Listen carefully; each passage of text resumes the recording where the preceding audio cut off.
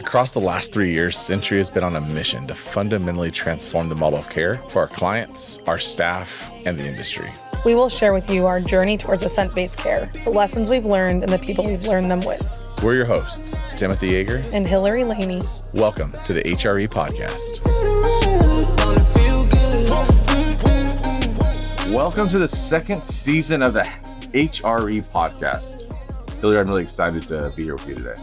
I know it's been a hot minute, and I get like messages about season 1 frequently, so I'm really excited that we're on to season 2 and getting this back up and rolling. You know, one thing we haven't talked about talking about, but I'm going to talk about it anyways. We got a lot of messages about season 1. We also were cited in a publication, Hillary. We're published. HRE Podcast published officially. Laney and Yeager. Unfortunately, your name starts with a Y.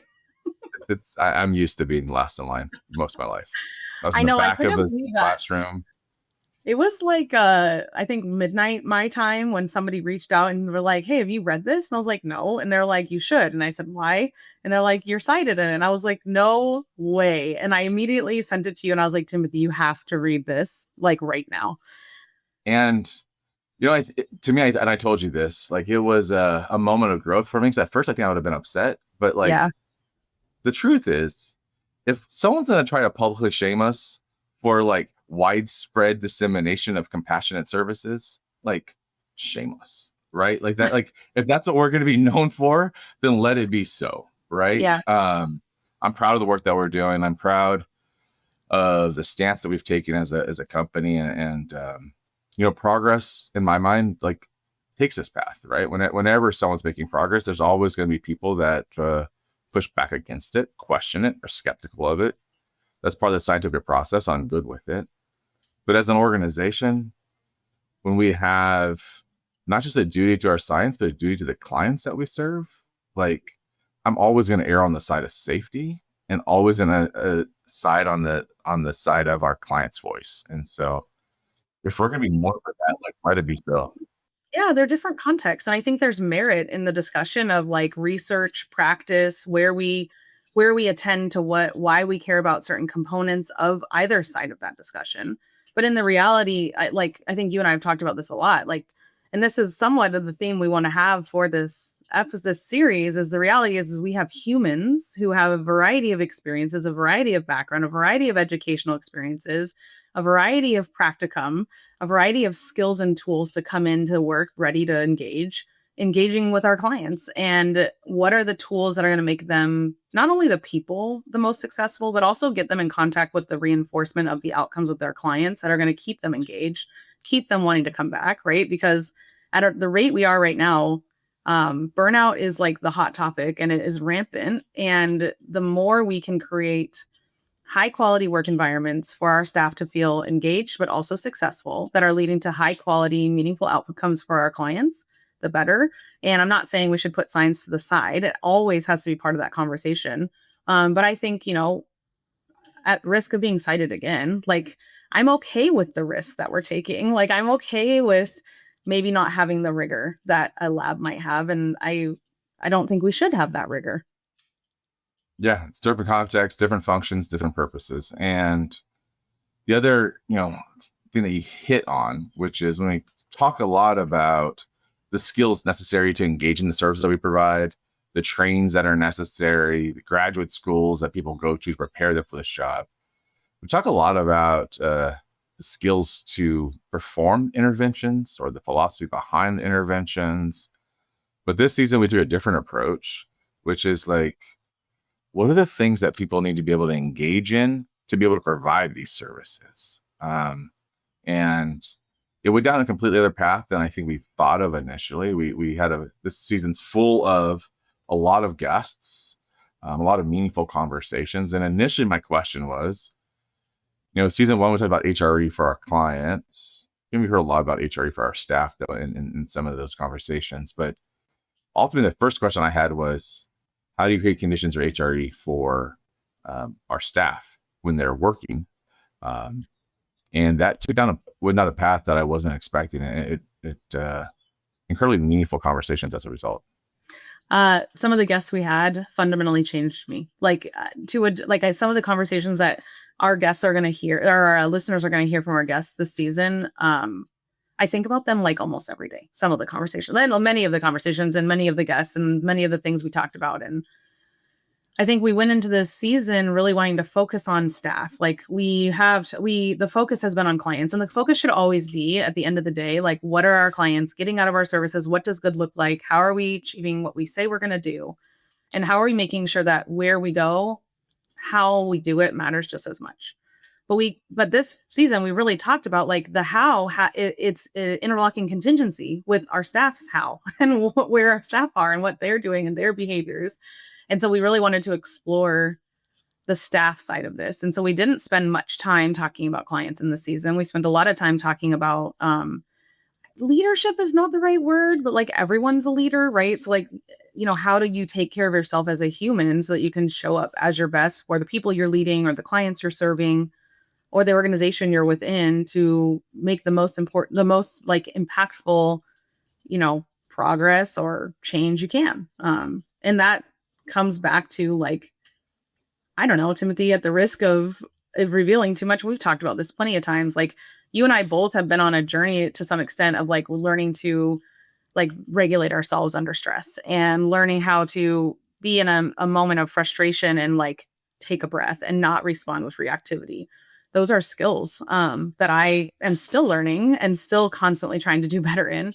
But our staff also need those skills. And it's not as simple as like practice taking a deep breath. It's more than that. And we as an organization, we're in a really unique position with positional power and privilege to set up context for our staff to be ready for those and to make sure they're taken care of so that they can face the difficulties. The truth is when you're in a place of like frustration or reaction or responding to stimuli that are not necessarily in the environment, you're not in a good spot to respond to the stimuli that are actually in the environment. And if clients' voice and their assent or assent withdrawal are something that you need to be continually aware of and present to, you also have to be present in that moment.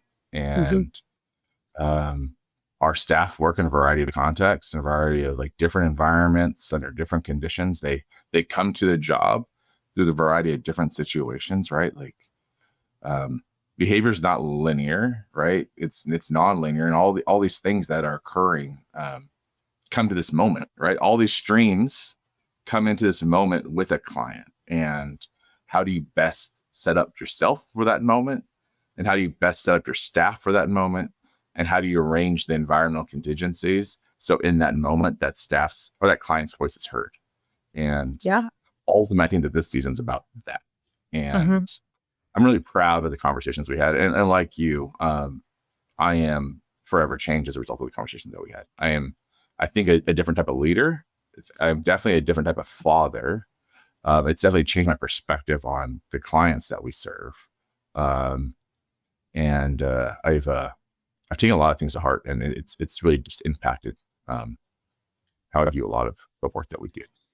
Same. And I think some of the things that I've seen you engage in, and I've been engaging in as well, like not as a result, but like as a result, like directly and indirectly, is not just what you're talking about with like how we are with a client, but it's also like with our peers, with our supervisors, with the context around us, not just what is our direct relationship with our client. Because when you're in a space where you have peers or you have other people, parents, right? Like if you're in a home environment or you're in a center environment and you have these other components of people relationships, they can also impact your own regulation and ability to be present for your client and to be present in those moments, in those people relationships, right? Like when you have an upset peer or you have an upset supervisor, you have an upset family and you're kind of bearing the brunt of it, being able to like sit in that moment and allow the empathy and the kindness to shine through and not the reactivity is a skill, and it's a necessary one to not get burnt out, right? And to not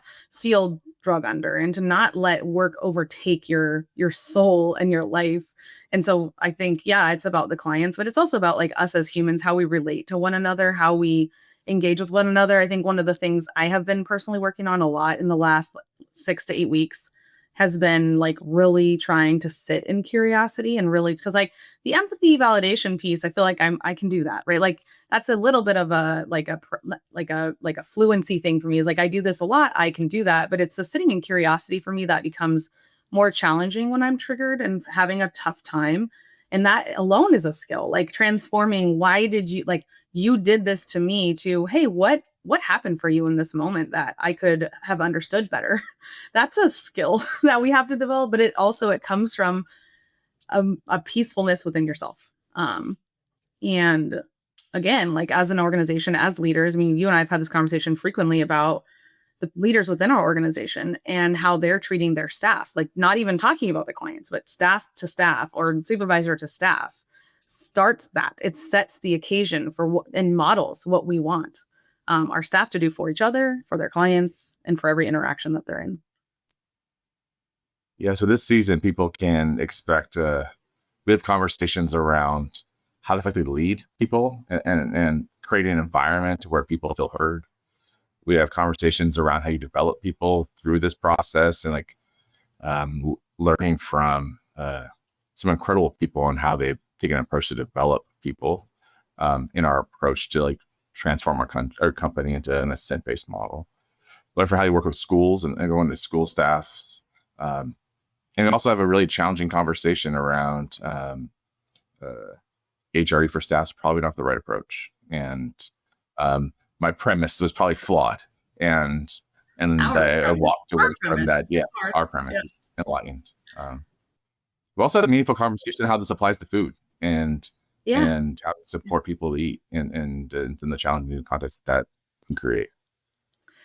So if I have a question for you. So like if you were to rewind, 6 months, what was your perspective on HRE for staff previous to if you could forget everything we learned, what was it? Can you explain it to our audience? Yeah, staff retention is at the heart of like what we're trying to work on, and like how do we support our staff to thrive, to enjoy their job and thrive. And when you think about the work that we do with like skills-based treatment and even our foundational plan, there's always a context that people can go back to, that's HRE, that allows them to push through hard times, knowing there's always this fallback. And I think my premise was, how do you create those conditions for staff? Like we ask staff to do hard things. And is there a context in which people can like go back to or like retreat to when necessary? And their baseline condition where they know they can be safe. HRE. But the reality is that at work you're in an EO. I mean, there you are. Like there's no, sometimes you can't escape, right? Like you can't withdraw yourself. You can, but there are significant consequences as an adult that don't apply to our clients. And so I think, over the season, that percentage is modified, and we can talk about how that, at the end of the season, how that shifted my perspective and like where we're going moving forward. I will hold on to, though, that this season was recorded at APBA. Yeah. And despite not being able to create HRE conditions in work, that conference was an HRE. That was one of those contexts that, at least in memory, I can come back to and think about in moments of difficulty or relationship strain, that was a good time. Well, and I think one of the things we talked about prior to this, season was it's not necessarily about, your true reinforcing context in HRE, right? Like at work, it might be for some people, but it's about finding like within the context of being at work, within the context of being within an EO, like where are the places you can rest and like it's good, right? So for me, this is an HRE context, right? This is an SR context. I'm very happy, relaxed, and engaged right now. It is work. And I could have stopped at Starbucks instead of rushing back home to be here on time. Like there are many things I could have done that might have been a more like relaxing context than this, but it's still work but it is a resting place for me of like, oh, I know I can look forward to like podcast recording with Timothy. Or one of the things you and I have talked about frequently is one of my reinforcers is speaking. It is getting in front of an audience. It is sharing knowledge. And so trying to create those contexts for me is something as my leader, you've done a great job of like how do we give you those opportunities? Because I know that's something that adds to your synthesized reinforcement at work, right? So I think it's not like when I have tough days at work, where's my rest? Like, where is the point at which, when I was a clinician, there were times when I was so happy. Like, it's like, oh my gosh, my client just made this gain that we've been working on for so long. Or I see my technician getting this new skill that I've been teaching them. Or I see a family have this opportunity they've never had before, right? So I'm in an EO to some extent, but I'm able to find those pockets. And that's ultimately what we want to teach our clients, right? Like, we don't want our clients to live in this constant state of everything's perfect, synthesized reinforcement's always available, because it's not. That's not the reality. What we want to teach is, in the context of challenging times or even moments that you don't get everything that you want right now, because I surely would love to scroll TikTok all day. What are you doing? Like, how are you regulating yourself? What are the things you have access to? How do you channel your needs through those contexts to get what you need, but also do the hard stuff without having to go to a fully rich context of synthesized reinforcement, a fully rich baseline of HRE, right? Sometimes I'm not in a great space and I still have to go to work and I have to find that space, even though I'm in a challenging context. It actually made me think of this book that's right next to me. It's called Designing Your Work Life. And John Austin recommended it to me once. And it's this idea that, like, you have a lot more control over your job than you think. And even as a behavior technician, you have a little bit more control over your job than you think. And, like, how do you arrange conditions to access joy and reinforcement when you can? Not all the time. But, like, how can you arrange your schedule, the work, the activities, the things you do with clients in a way that, like, brings joy to you as well? I'd say this season's about, like, that. And when you can't do that, what are the things you need to engage in to, like, be in a good spot? Yeah. When you were just talking, I was thinking about one of the activities we're doing right now is around, like, prioritizing what we're working on at work and, like, what's most important. And one of the things I plan on bringing up, but since we're talking about it right now, is, like, there are things for me, the people I'm leading, that they're doing that aren't a priority, but it brings them joy. And I don't want to limit their opportunities to have joyful moments just because it's not the biggest priority, right? It doesn't mean that it can be the biggest priority, but I also don't want to say, hey, don't work on this thing that you think is really cool. It's only affecting you. You think you can do something really awesome with it with your team because I have this priority. I want to balance those things so that people can arrange their contingencies. So, like, yes, we have to do this project that you might like, it might not be your favorite thing, but you enjoy being a part of it. But you have this joyful thing over here that isn't the priority, but you can always fall back on when you need something to liven you up, when you need something lighter, when you need something to get you going. There's this thing over here you can come back to, and arranging that. And also empowering and giving permission as a leader to give people, like, to allow people to do that for themselves. I was going to do this, I'll say it now as well. During our meeting prioritization, we're talking about the 80-20 rule, which is similar to, like, I'm taking from Google, which is allowing people to use 20% of their time in our leadership roles to, like, do value-added activities to the company that align to their joy, their purpose, their goals. And as long as we do that 80% and, like, we're successful in working on those, I agree. This is around. And I think this is, just to wrap this up, I think it's at the heart of this season, which is so many times, and our services with our clients are finite in the sense of, like, our relationship with our clients.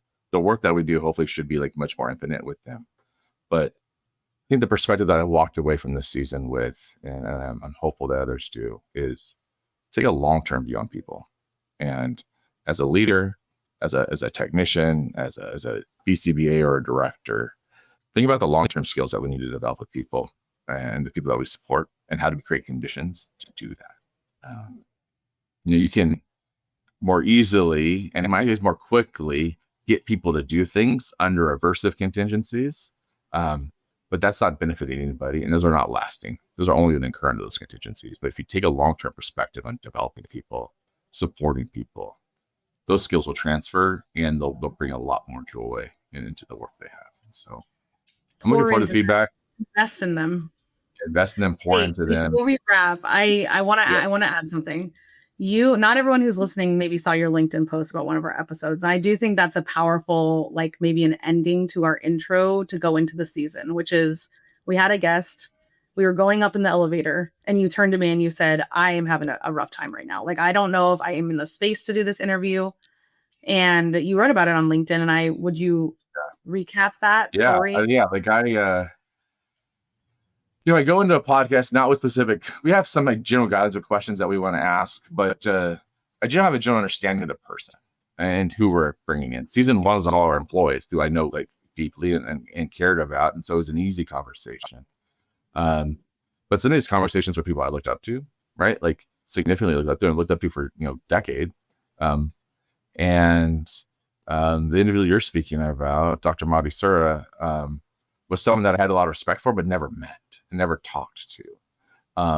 And like, she's got some strong opinions, right? And so going into a conversation like that's a little unsettling of like, how do I navigate this? And a little self-conscious and insecure around like just myself in that context. And I came with all the reasons why I don't want to do this. In my head, and you just gave me advice to stay curious. And it was the best advice in that moment. And it was advice that led to a conversation that really just transformed my perspective and transformed the goal of the season. And it was meaningful in so many ways. And like, it was one of those things where sometimes having some guardrails, but letting go of the control and just engaging in the moment can lead to some very powerful outcomes. And that was a result. And that podcast episode was a result of doing that. Yeah. I mean, you went in there like a bit dysregulated, right? Like a little bit on edge, a little bit like uncertain. And by like sitting back, allowing yourself to feel that and giving yourself the opportunity to feel those emotions, move through them with somewhat of a clear action plan of like, I'm just going to stay curious, allowed you to get to a place where it was a very synthesized context that led to a lot of joy and a lot of like profound moments and like laughter. And I think that like the reason I wanted you to share is I think that really sums up a lot of what we talked about, right? Like we're having this moment, we're having this thing. What do we do now? Like the moment is here. And we don't, just like we talk about with our clients, we don't want to suppress it. Like we don't want to say, don't feel that right now because we know it will bubble up later. It's about feeling it, moving through it, coming up with a plan to engage and get back to a place where we're maybe not fully at baseline, but we're ready to re-engage in a meaningful way with each other, with our clients, with others, etc. So I think it's like a really nice metaphor for what we're talking about for the season. Yeah. I'm looking forward to like sharing this with everyone. I'm looking forward to conversations that can come from these podcasts. I don't think Hillary says anything that's going to get us cited in articles, but we never know. Oh my God. I think we had talked about just acknowledging this and like, I don't know how to, right? Like I said, it is an article by Kranick and Briggs, and it's about the comparison of like an FA to a PFA, and like what are the inherent challenges between these two? What are the risks between them? And I think there's some merit in that. There's a lot, well, not some. I think there's a lot of merit in the conversation. I think always, I'm going to come back to like the where we get matters just as much as how we get there. And so I will acknowledge like some of my comments in the previous season around FAs. The comment that was cited was that I said FAs are barbaric. And I think those comments don't help that conversation. And so I can acknowledge and lean in there and apologize. Like, and I can own that. Like that does not help with the rhetoric of us versus them.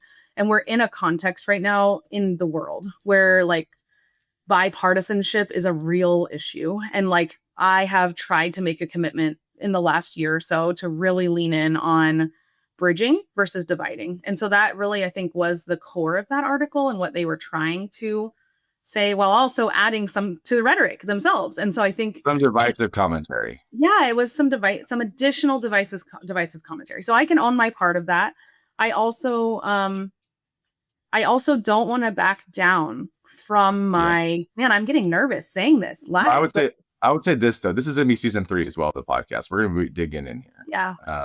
I don't want to back down from you don't like need to. concerns around FAs. And I think the context that people don't like, sometimes when you use language of that sort, people like don't understand the substance or the meaning behind it, right? And they just respond to like the brashness of the statement. But fundamentally, we as an organization and as behavior analysts, you and I both feel that it's we don't ever want to put clients in a position where we have to repeatedly like repeat conditions that can create aversive or harmful conditions for our clients. And that's where we're not a science in like in the pure sense of the word or that type of control that we're looking for. We're a therapy service and we're creating therapeutic environments. And while there may be value in some research context to do that, we don't see value in the therapeutic context if we can get to the answers that we need to get to in a more compassionate and more client-centered way. I mean, listen, I think it's a meaningful conversation. I think it's one that we need to have more often. I would love next season, I know we've talked about, to invite the authors of that article to come talk with us on the podcast. I think the more we can have these open conversations, the better.